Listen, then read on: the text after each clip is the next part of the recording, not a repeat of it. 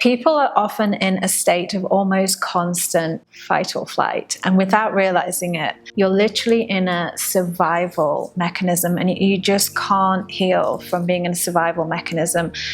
And I would say just so many people are in that state. It's really central to what we have always described in our work as an original experience or a series of experiences creates a wound within.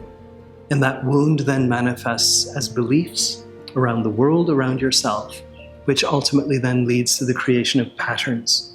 And this that you're describing, this feeling of unsafety, is the manifested pattern. Mm-hmm. It's the way in which that individual is either constantly fearful, constantly anxious, in a state of nervousness, feeling insecure, feeling unsafe in certain environments, or dissociated. And the only true way of navigating through that, of healing that and resolving it completely, energetically, emotionally, even on a cellular level, requires a willingness to see the pattern for what it is, without judgment, without condemnation, to examine it fully, completely, to see all of the ways in which it is manifesting within your life. Mm. And then to look next at the beliefs that have formed that hold this in place. The belief that the world is unsafe. The belief that I cannot trust. The belief that I am not worthy of having a life of ease and joy and lightness and fulfillment, of abundance. All of these beliefs that have been formed out of then what we can focus upon is the original wound itself. Now, this does not necessarily require that we examine what was the wound that created these beliefs and this pattern. It's not always necessary to do that. But it is necessary to acknowledge the deeper emotions that are hidden within these beliefs and patterns.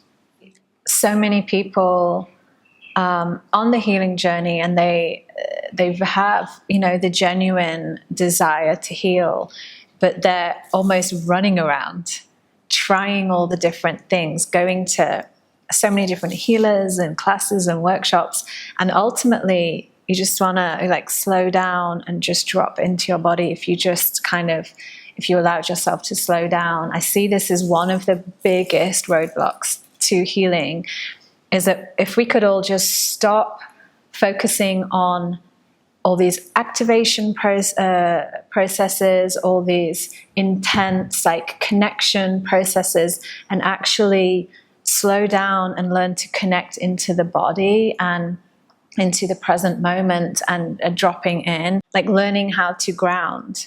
How do you ground yourself? I think doing those basic, it's spiritual practices that are 101, foundational practices like grounding, that I would say most people skip over.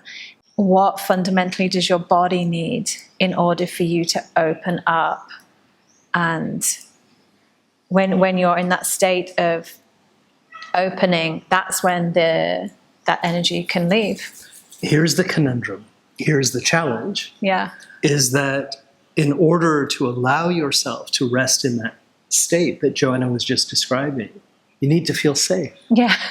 And so it becomes a bit of a catch-22. Where do we begin? How do we even achieve this? It's an impossible ask. It's an impossible thing that you're asking me to do, to be still within myself, because it's in those moments of stillness that those old emotions, those feelings of fear or unsafety or unworthiness or whatever it may be, and some of the feelings are much, much darker, much, much heavier than even that. But it's often in that space of being still and allowing yourself to feel and slow down and connect that your worst fears are brought to life. Mm. And so this is where we emphasize safety. And this is central to what we intend to do in our work, is to create those cocoons of safety, whether it's working with us individually or whether it's working with us in groups or even in our community, in our membership, is to begin to recognize that there are ways in which you can begin to experience what it is to feel safe. And this doesn't happen overnight. This is not something that someone says to you, this is a safe container, now feel safe within it. I hate that. No such thing. Yeah, you can't tell someone this is safe. It's up to the person whether they feel safe or not, right? That's a bugbear of mine. Yes. But the intention to create that space of safety, to invite people in to begin to experience, because so many people in these traumatized states that you describe, they don't even know what it is to feel safe. Yeah. Or they have an idea of it, but that pales in comparison to the true safety that's needed in order to navigate forward in life. And so our intentions are always to create that heightened space and sense of safety that the participants or the members or whomever discover for themselves, not imposed upon them, but they have an opportunity to discover. Yeah. And then from that place to go deeper. Yeah, and I also want to stress, highlight as well in this conversation, practically what the practical measures as well. I feel like that, let's say if we simplify it, for the sake of simplicity for this video, for people to really understand how they can begin to feel safe, splitting it into two camps, the practical things you can do to start to feel safe with yourself. Right? And then there's the energetic things you can do and the practices that then you can begin to do, like grounding and things like that. So many people do not feel safe with themselves. For example, they will force themselves to stay in a conversation even, or a relationship, or a room, or a situation that feels threatening to them. And so it's like, how can I practically have my own back? When I can begin to learn to trust myself, that I can speak up, or I can just walk out of a room, looking after my own needs. It's doing that and like combining those two things, right? So many people that are on this healing journey do not even give themselves permission to leave a room when they feel uncomfortable.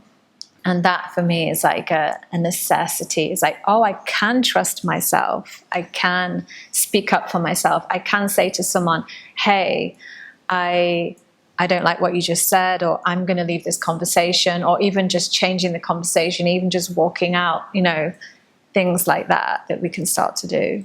Absolutely. And remember always, you're entitled to your own opinions. Yeah. You're entitled to have whatever feeling you are having, to acknowledge whatever truth is yours, regardless of what anyone else or everyone else may be feeling. Everyone. You see? And so it's not about I am right and you are wrong. It is about this is my truth in this moment and I honor that. Mm-hmm.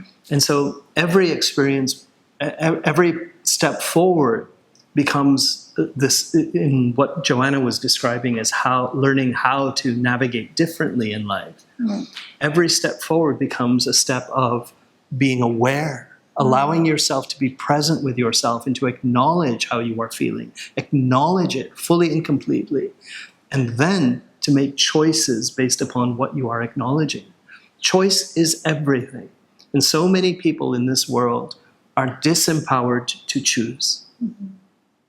This is one of the greatest symptoms that arises out of trauma of so many different forms, is disempowerment. Mm-hmm. And the key is to be empowered. And we're not referring to the kind of power that has been expressed in the world in the era that is now behind us, that is distorted power, that imposes its will upon others. We are talking about a power that honors self, that dignifies self. So to summarize, to take away from this video, just briefly, what are the top tips for how can someone start to feel safe? The first thing is to implement some meaningful grounding practices. It could be as simple as deep breathing, that with your in-breath, you envision you breathing life force into your body, down through your body, through your root, through your legs, through your feet, into the ground beneath you. Feel yourself very much in the physical. This is not a practice that is meant to lift you up and out of the body, but one that is meant to fill you into your body and your connection to the earth. The second takeaway is to be present, to feel, to slow down and acknowledge, notice, pay attention to everything that you are feeling in every moment. And in those moments, to validate what you are feeling, not to judge it, not to feel ashamed of what you are feeling, but rather simply to acknowledge it. And then the third takeaway is to empower yourself to choose. Based upon your sense of feeling safe and embodied, based upon that which you are feeling and noticing and paying attention to, empower yourself to choose and to be unconcerned with the impact that it may have upon others. I don't mean choose in a way that is destructive to others, but choose for your well-being. You come first. Yeah. Thank you. Thank you.